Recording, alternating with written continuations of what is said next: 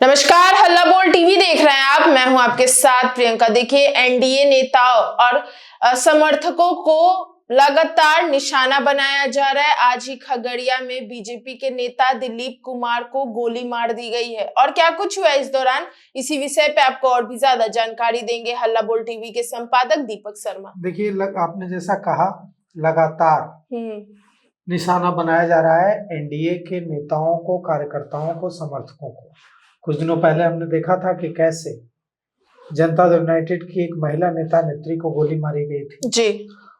और अब खगड़िया में बीजेपी नेता दिलीप कुमार को गोली मार दी गई जी। और कहा जा रहा है कि वे कहाँ जा रहे थे, कितने बजे कहाँ पहुंचेंगे, इसकी पूरी जानकारी पहले से अपराधियों के पास थी और पूरी प्लानिंग से अपराधियों ने उन पर गोलियां बरसाई है जी। एक गोली उनके सीने के पास लगी है। कई गोलियां अपराधियों ने कई राउंड फायरिंग की है, जिसमें एक गोली उनके सीने के पास लगी है। जी।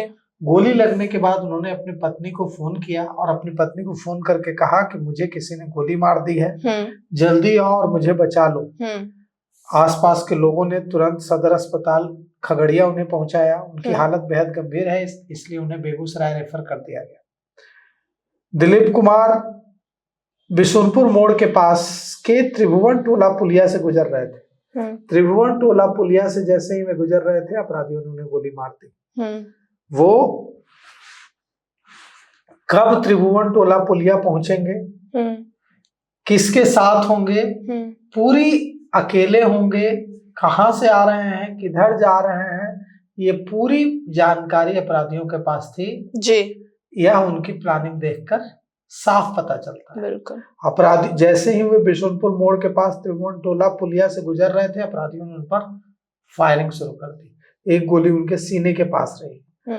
दिलीप कुमार भारतीय जनता पार्टी के पूर्व महामंत्री रहे हैं और सक्रिय नेता के तौर पर उस इलाके में जाने जाते हैं जी। ये जो पत्नी का रो रो कर बुरा हाल है, वो बहुत ज्यादा रो रही हैं और दिलीप कुमार की जो पत्नी है, उन्होंने बताया कि उन्होंने मुझे फोन किया और गोली लगने के बारे में जानकारी दी। ये पूरी प्लानिंग के तहत दिलीप कुमार पर हमला किया गया है। खगड़िया पुलिस ने अपराधियों की पहचान के लिए और उन्हें पकड़ने के लिए कई पुलिस टीमें बनाई हैं और छापेमारी की जा रही है। लेकिन चुनाव के बाद आप देख रही होंगी कि लगातार किस तरह से एनडीए के नेताओं और समर्थकों को निशाना बनाया जा रहा है। आपने देखा कि आरा में किस तरह से एनडीए के चुनाव के बाद ही, मतगणना के बाद ही, किस तरह से एनडीए के समर्थकों के घरों पर पथराव किया गया। बिल्कुल। पहले झंडे लगे हुए थे, उसे उतार कर जला दिया गया।